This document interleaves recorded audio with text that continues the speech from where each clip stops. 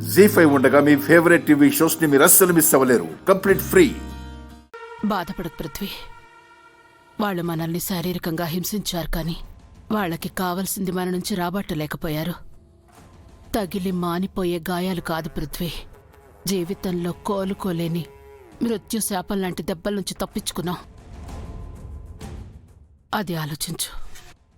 Ma'am, ఎదురు దెబ్బల నుంచి తప్పించుకున్నా తగిలిన గాయం మానేంత వరకు ప్రాణం పోతున్నట్టే ఉంటుంది మామ్. కొట్టిన ప్రతి దెబ్బ నేను మనసుకే తీసుకున్నాను. మనిషి అనే వాడికి రాకూడని పరిస్థితులు వచ్చాయి. భరించలేకపోతున్నాను మామ్. అసలు నీకు ఇంకా అర్థం కావడం లేదా మామ్? వాళ్ళు అసలు పోలీసులే కాదు, అసలు కేసు అనేదే లేదు.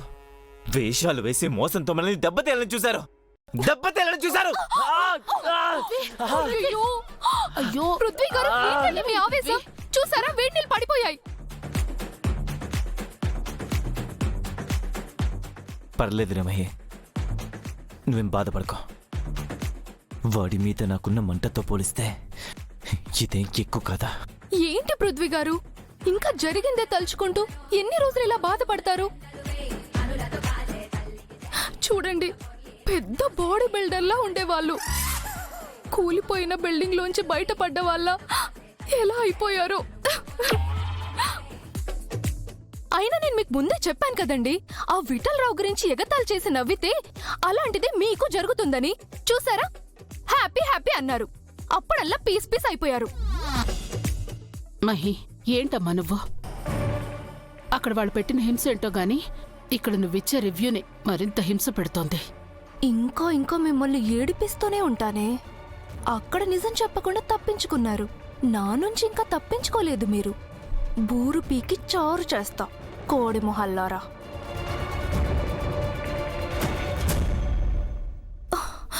పృథ్వీ గారు, అలా తిరిగి చొక్కా విప్పి పడుకోండి, కాపడం పెడతాను. ఈ గాయాలు కుదురుకోవడానికి ఎంత సమయం పడుతుందో ఏంటో. అయినా సరే, పవిత్ర బంధంలో సౌందర్యలాగా నా పతి సేవలతో మిమ్మల్ని రిపేర్ చేసి నా సౌభాగ్యాన్ని కాపాడుకుంటాను. ఇదే నా ఆన. పృథ్వీ, ఏమైందిరా? మంట మంట. మహి, ఈ క్లాత్ తీ.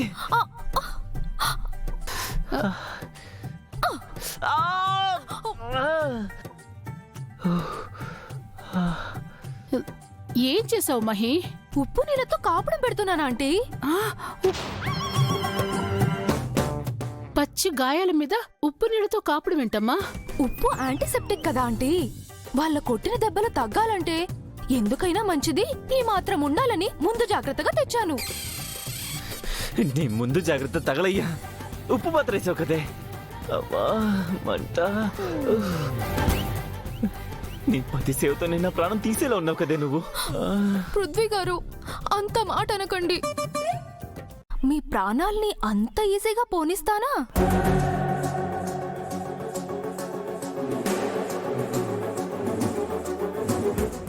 మీ నిజం బయటపడే వరకు వదిలే సమస్య లేదు.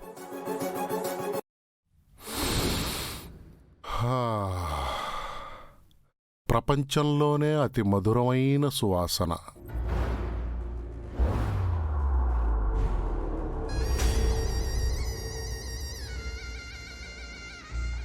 పోగో బాస్, మన అకౌంట్లో ఎంత ఉంది? Almost nil boss. నిల్లా? అవును బాస్. పోలీసులు గంటకి 1,00,000 తీసుకున్నారు కదా.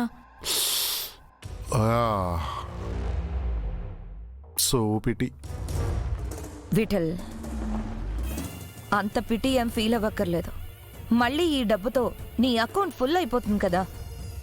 అయినా నువ్వు చేయాల్సిందేమీ చాలా పెద్ద పనేం కాదు కదా. నీ దగ్గరున్న దాన్ని నీ దగ్గరే ఉంచుకోవడం. అది బరువు అనిపిస్తే ఆ సాక్ష్యాన్ని కాల్చి బూడిద చేసేయడం అంతే. అంతకు మించి ఏం పెద్ద పనేం కాదు కదా.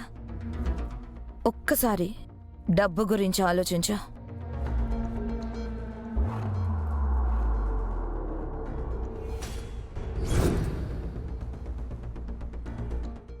ఎప్పటికీ ఆ సీతారత్నం చెడిన మనిషిగా మాత్రమే మిగులుండాలి.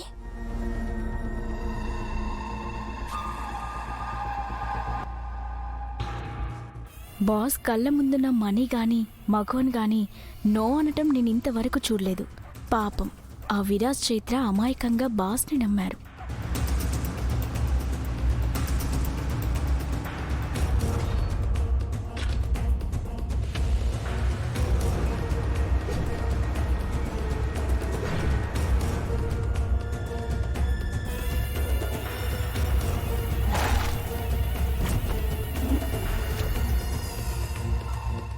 పోగో బాస్ సూట్ కేసుని క్లోజ్ చేసేసి.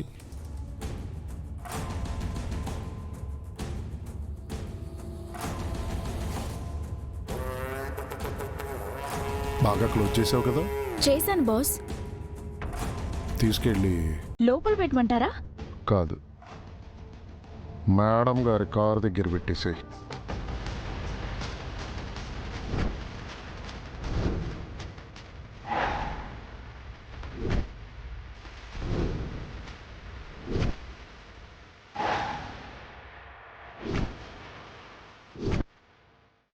విఠల్, ఏంటిది? డబ్బు మేడం, మనీ. దేనికి తిరిగిచ్చేస్తున్నావు? హ, డబ్బు నేను తీసుకుంటే మీకు పని జరగాలి. అది జరగాలంటే ఆ సాక్ష్యం నా దగ్గర ఉండాలి కదా.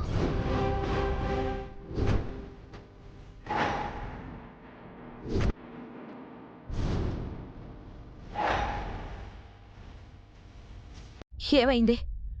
ఆ సాక్ష్యం ఏమైంది? విరాజ్ చైత్రలకి ఎప్పుడో ఇచ్చేశానుగా.